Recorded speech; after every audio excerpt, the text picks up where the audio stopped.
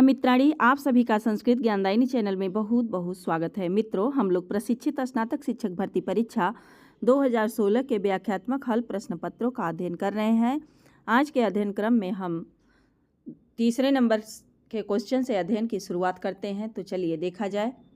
आज का हमारा पहला प्रश्न है कि हितान यह संसृणते स किम प्रभु। इस पंक्ति के हितात पद में किस सूत्र से पंचमी विभक्ति हुई है?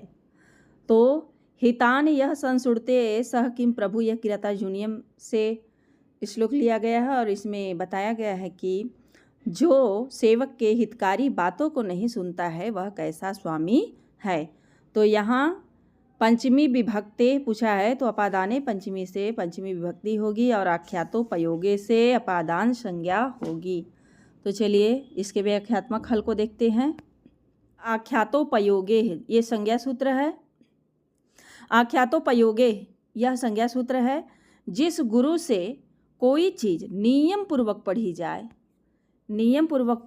जाए उसकी अपादान संज्ञा होती है। तो जैसे उदाहरण दिया है, उपाध्यायात अधीते, माने उपाध्याय से या गुरु से, अधीते माने पढ़ता है। तो यहाँ उपाध्याय की आख्यातोपयोगे से अपादान संज्ञा और अपादाने पंचमी से पंचमी विभक्ति हो जाएगी। अतः और भित्रार्था नाम भय हेतु, यह सूत्र क्या करता है? यह भी संज्ञा सूत्र है और कहता है भय के अर्थ वाली और त्राण माने रक्षार्थक धातुओं के योग में, यानी कि जिससे भय मालूम हो और जिससे रक्षा की जाए उसकी अपादान संज्ञा होती है और अपादाने पंचमी से पंचमी विभक्ति हो जाती है। जैसे उदाहरण दिया है, चौरात विभेति माने चोर से डरता है। चौरात त्रायते, चोर से रक्षा करता है।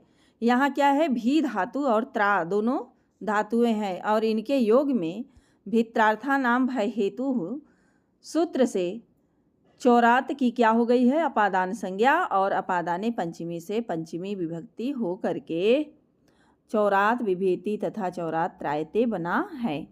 वारणार्थानाम ईप्सितः, ये भी संज्ञा सूत्र है। यह करता क्या है कि वारणार्थक यानी रोकने अर्थ वाली धातुओं के प्रयोग में ईप्सित कारक की अपादान संज्ञा होती है।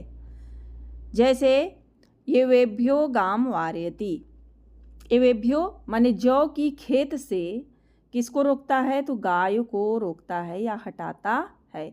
इस वाक्य में वारणार्थक वारयति धातु के योग में ईप्सित क्या है? तो जौ। तो जौ के द्वारा जो है गाय को हटाता है। तो यहाँ वारणार्था नाम ईप्सितः सूत्र से एवेभ्य की अपादान संज्ञा हो गई है और अपादाने पंचमी से पंचमी विभक्ति हो करके एवेभ्य रूप बना है। अतः स्पष्ट है कि आख्यातोपयोगे जो है ये हमारा अपादान संज्ञा करता है और अपादाने पंचमी विभक्ति करती है। अतः विकल्प भी सही है। अगला क्वेश्चन है, निम्नलिखित में से कालिदास की उक्ति जो नहीं है वह बताइए। तो कालिदास हितम मनोहारी च दुर्लभम बचः, यह किसकी उक्ति है? तो ये भारवी की उक्ति है। अतः विकल्प हमारा ये सही हो जाएगा। बाकी काम आर्ता ही प्रकृति कृपणा चेतना चेतनेषु, यह क्या है? मेघदूतम की पंक्ति है। अर्थो ही कन्या परकीय एव, यह विज्ञान शाकुंतलम की पंक्ति है। और आपन्न अर्ति प्रशमन फला श्रमपदो ह्यु उत्तमानाम, तो यह भी हमारा मेघदूतम की पंक्ति है। इसके व्याख्यात्मक हल को देखते हैं।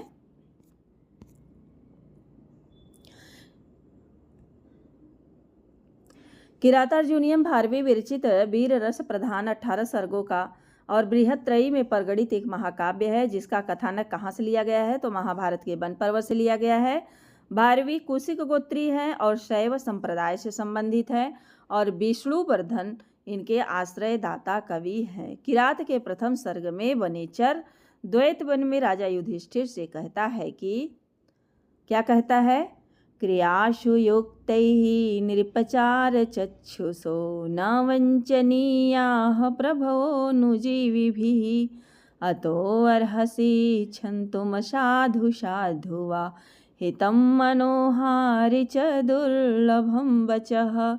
तो यहाँ हितम मनोहारी च दुर्लभम वचः में अर्थांतर न्यास अलंकार हो जाएगा। और इसमें बताया गया है कि क्रियासु युक्तैः नृपचार चक्षुषः, माने क्रियासु युक्तैः नृपः माने हे राजन, कार्यों में लगाए गए तो चार चक्षुषः माने गुप्तचर रूपी नेत्रों वाले राजाओं को अनुजीवी भी न वंचनीया, माने कि गुप्तचर रूपी नेत्रों वाले प्रभव माने स्वामी को, अनुजीवी भी माने सेवकों के द्वारा न वंचनीया माने ठगना नहीं चाहिए।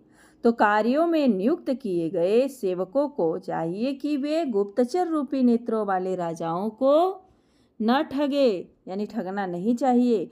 इसीलिए अतो अर्हसि छंतुम साधु साधु वा, इसलिए मैं अच्छा बुरा जो कुछ भी कहूँ उसको अर्हसि छंतुम माने क्षमा करने में आप समर्थ हैं, क्योंकि हितम मनोहारी च दुर्लभम वचः माने वचन हितकारी भी हो और मनोहारी भी हो, तो यह क्या होता है, दुर्लभम बहुत ही कठिनाई से, मतलब बहुत ही कठिन होता है। वचन हितकारी और मनोहारी वचन कठिन होता है।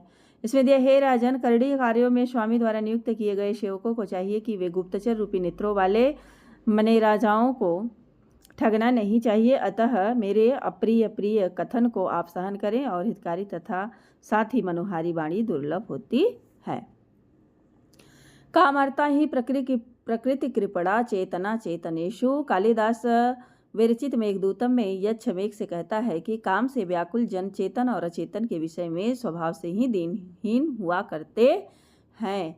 अर्थों ही कन्या परकीय एवं कालिदास विरचित अभिज्ञान शाकुंतलम नाटक के चतुर्थ अंक में शकुंतला की विदाई के पश्चात महर्षि कण्व कहते हैं कि कन्या वास्तव में पराई धन होती है। तो यहाँ उत्प्रेक्षा अलंकार हो जाएगा।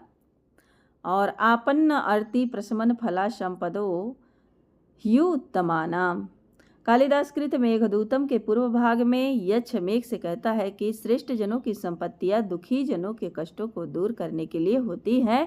अतः विकल्प ए हमारा क्या हो जाएगा, राइट आंसर हो जाएगा। तो मित्रों आज यहीं तक, इसके आगे का क्वेश्चन मैं अगले वीडियो में लेकर के आऊँगी। यदि आप चैनल पर नए हैं तो चैनल को सब्सक्राइब कर ले, बेल आइकन को प्रेस कर ले, ताकि हम जो भी वीडियो अपलोड करें उसका नोटिफिकेशन आप तक पहुंचता रहे। धन्यवाद।